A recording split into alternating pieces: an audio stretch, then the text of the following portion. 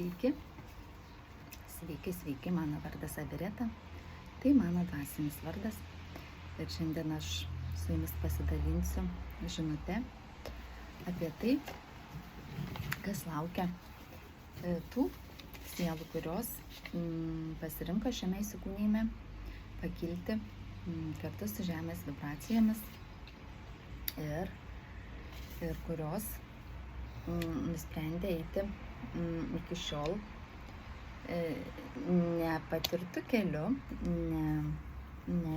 nebandytų dalykų patirti.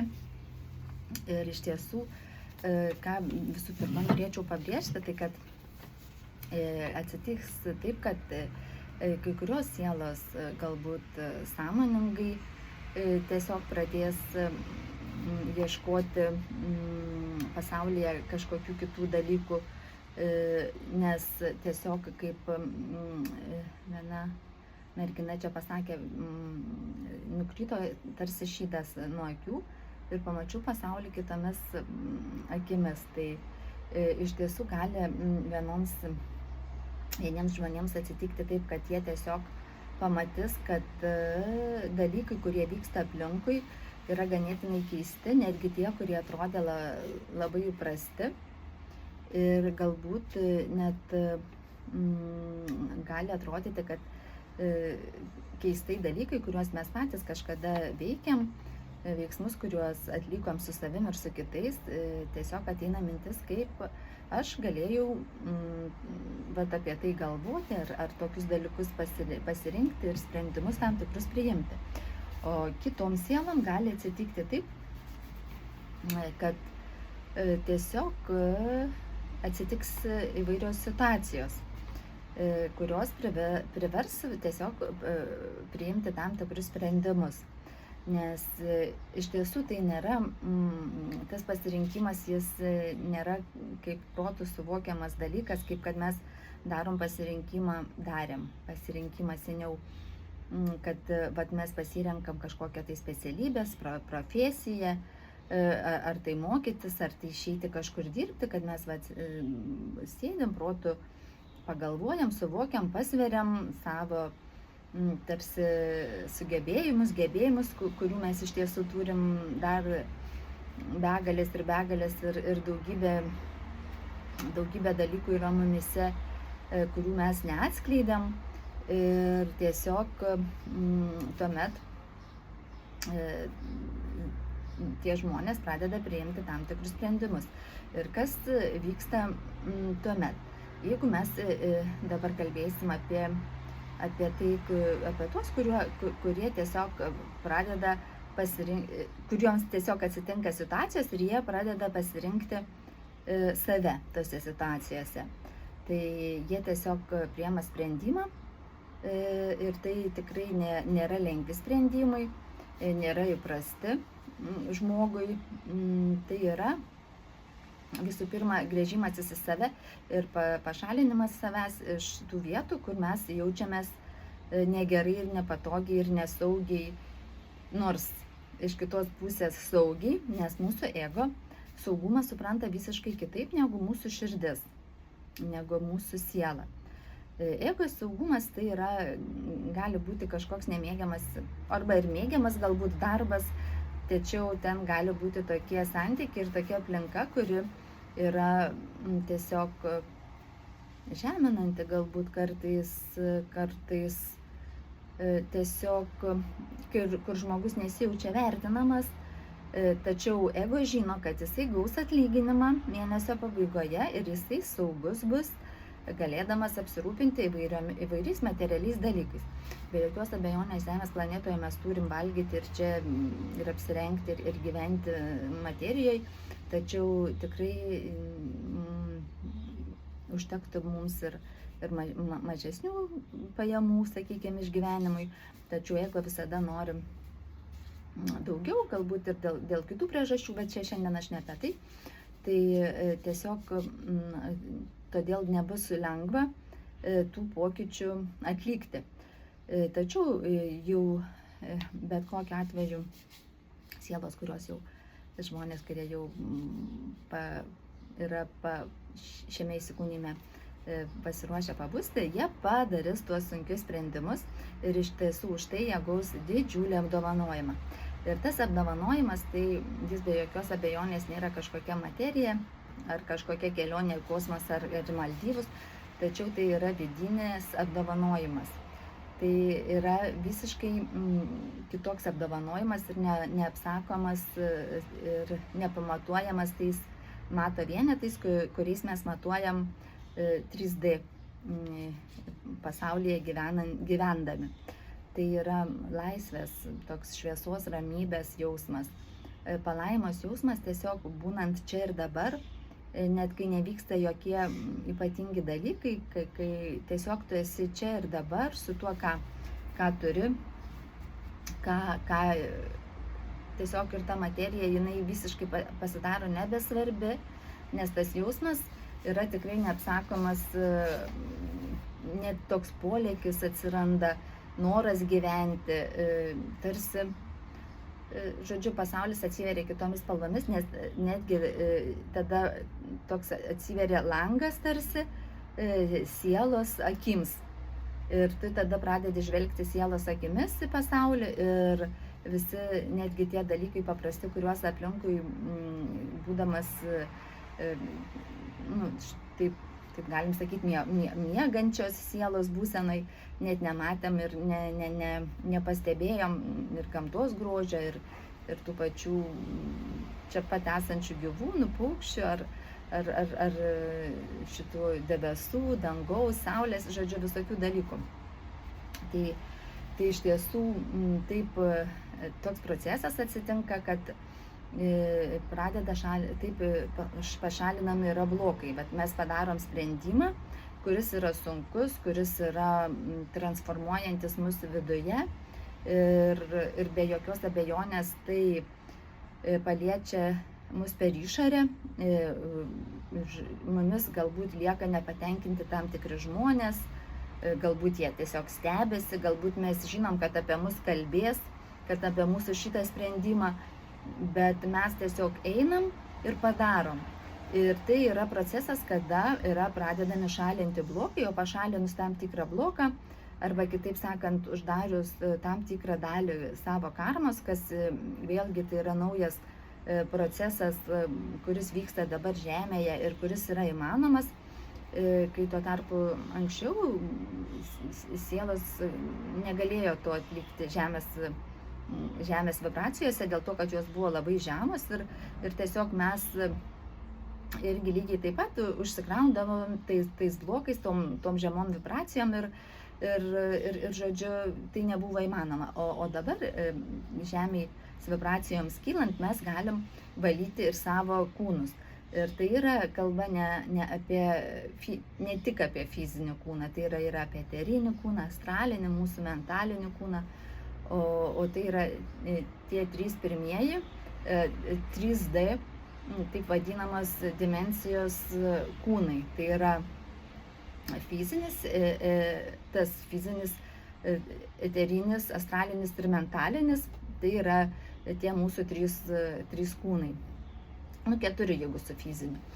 Tai žodžiu, tai va. Ir taip šalinasi tie blokai, užsidaro karma ir kas yra čia vėlgi galbūt nelabai džiuginančio ir taip sakyti, ir apsunkinančio gal mūsų tą valymąsi ir užsidarimą, tai kad tie blokai nepasišalina per vieną kartą. Tiesiog mes laikas nuo laiko vis gaunam pamokų ir ne pamokų, tiesiog situacijų, kuriuose turim vėlgi priimti tam tikrus sprendimus, kad vis daugiau ir daugiau tų blokų galėtų pasišalinti ir kad jie tiesiog išsitirpdytų, bet be jokios abejonės tai yra mūsų pačių sprendimų pasekmė.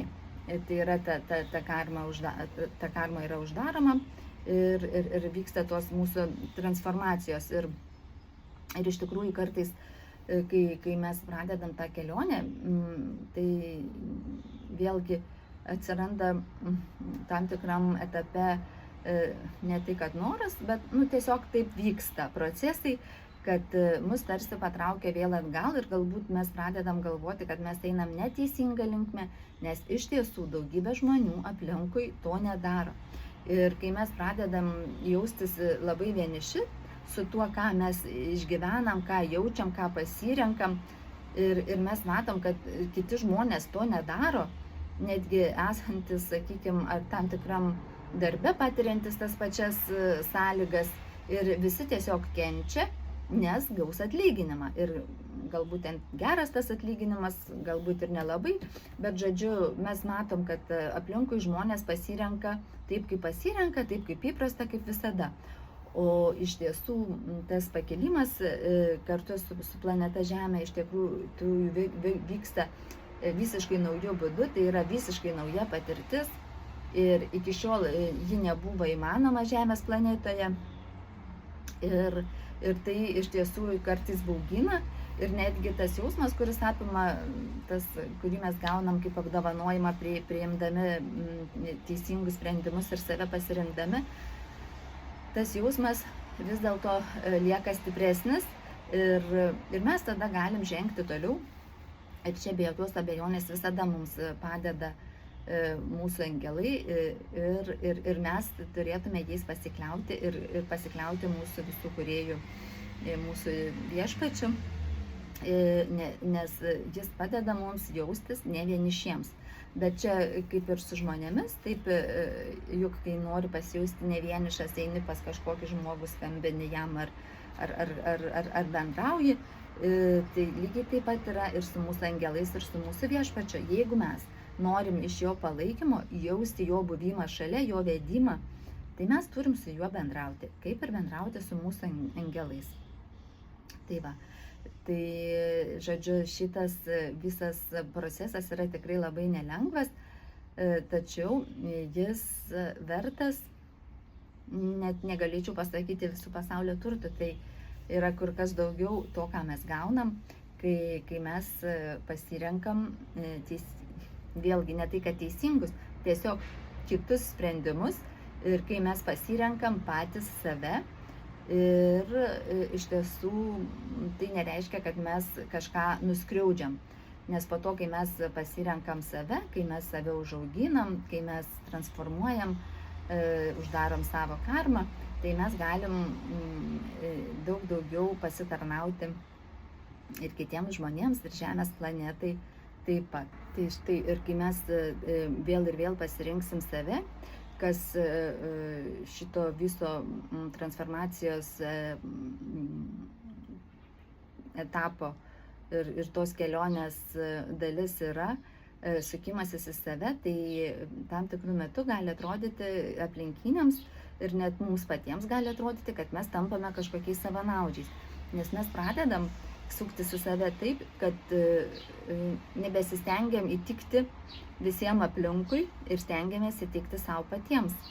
Nes iš tiesų didelė dalis žmonių, kurie ar bandė įtikti, ar bandė tiesiog ir prisitaikyti, nebūtinai, kad gerus kažkokius ten aš darbus einu darau, tiesiog mes prisitaikyti bandom prie tų pačių bendradarbių, galbūt prie draugų ir iš tiesų mes tada pradedam rinkti save ir kitiems gali atrodyti, kad mes tampame tarsi savimylos ir savanaudžiai, nes mums nieko nebereikia, bet tam, kad mes prisipildytume patys, kuomet per daugybę metų ir šito įsikūnymo ir ankstesnių įsikūnymų mes galbūt labai daug energijos atiduodavom ir tikrai savo savim rūpintis nemokėjom ir buvo ta kita vibracija, kuri tiesiog neleido mums to patirti, kaip tai yra iš tiesų prisipildyti save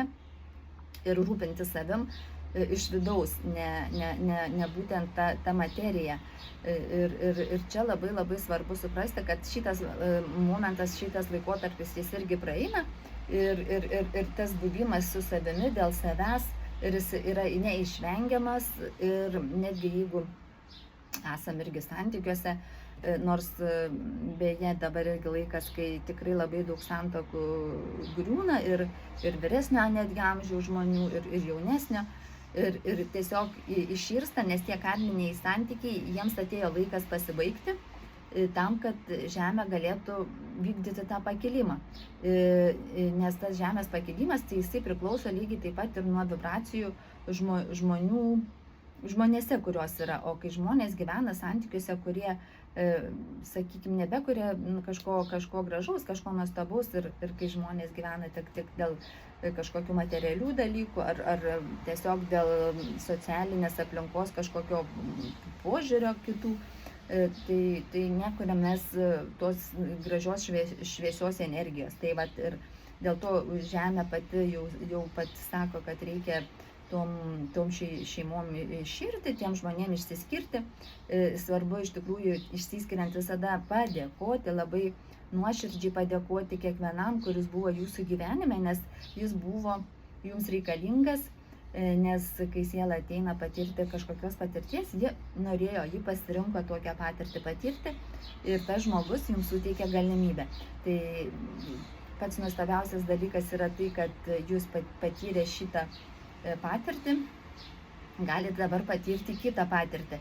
Ir tai yra taip pat tiesiog, man žodžiais, aš tiesiog nežinau, man sunku apsakyti, kaip tai yra įmanoma, kaip tai yra nuostabu ir nepakartojama, kai tu gyveni tam tikrą gyvenimą, patiri tam tikrus įvykius, labai ir kitas iki ir nemalonius, bet be jokios abejonės visose karminėse santykiuose yra ir gražių dalykų, ir tiek darbinėse, tiek draugiškose, tiek santykiuose poroje.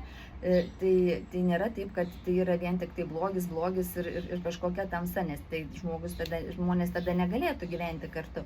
Tai štai, tai svarbu padėkoti už visas situacijas, už visas patirtis ir eiti toliau, pasiųsti šviesos tiem žmonėm, ir žodžiu, ar tiem patiem bendradarbiam, ar kolegom, vadovams, visiems, nežinau, draugams, ar dar kažkam, su kuo ateina laikas atsisveikinti ir išeiti į naują patirtį, į naują kelionę. Ir iš tiesų, ten mūsų laukia nuostabus lobiai vidiniai. Ir kai žinot, tas dalykas buvo, kai seniau sakydavo, kad kuo daugiau turi pinigų, tai yra tos materijos, tai tuo daugiau turi laisvės. Tai aš supratau, žinot ką, per šitą savo transformaciją, kad kuo mažiau materijos, tai tuo daugiau laisvės. Ir tai yra visiška 100% tiesa. Ir dar vienas dalykas labai svarbus, kad žinoti, kad visi, kas eina dabar kažkokių transformacijų, pokyčių keliu, kaip sakau, visada bus apdovanoti ir visada gaus tą savo apdovanojimą. Nes iš tiesų kitaip būti negali. Žemė yra tokia planeta, kad tai yra materijos planeta ir čia negali atsitikti taip, kad kažkaip tie, kurie pasirinks save, pasirinks savo sielos šviesą, tyrumą, meilę ir šviesą, kurie pasirinks eiti su kūrėju, su mūsų viešpačiu, kažkaip bus, nežinau, parklupdyti ant kelių ir turės eiti maldauti išmaldos. To tikrai nebus. Kiekvienas pasirinkęs save gaus apdovanojimą visų pirma be jokios abejonės vidinį, bet ir šitoj fiziniai plotmėj tikrai kiekvienas turės ir pavalgyti, ir apsirengti, ir žodžiu, tikrai neliks basas ir nebus priverstas eiti elgetauti. Tai vat, su tuo sveikinu kiekvieną, kuris renkasi save, jeigu jūs renkate save. Ir labai linkiu jums nepasiduoti, tikėti savo vidinę šviesą, kuri yra kiekvienam iš mūsų. Ir ta vidinė šviesa, galia ir drąsa, ji yra pas mus. Ir kai žmonės sako, aš negaliu, tai šitą žodį reikėtų visiškai braukti iš savo žodinėlio, pamiršti, kad jis toks yra.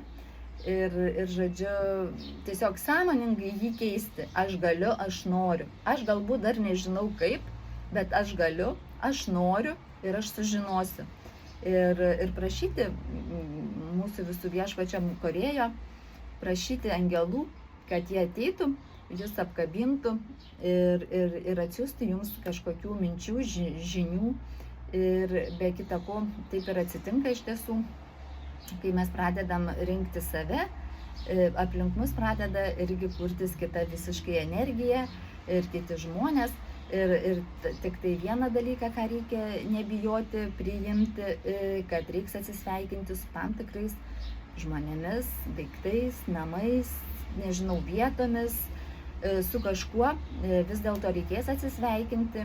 Ir tam, kad ateitų naujos, šviesios, lengvos, tokios džiugesio, palaimos, pripildytos energijos, tam reikės palikti kažkur ir paleisti ir su dėkingumu atsisveikinti su tam tikrais savo esančio gyvenimo dabar aspektais. Tai štai taip atsitiks kiekvienam. Ir tai yra nuostabi tiesa. Tam kartui su jumis atsisveikinu. Iki.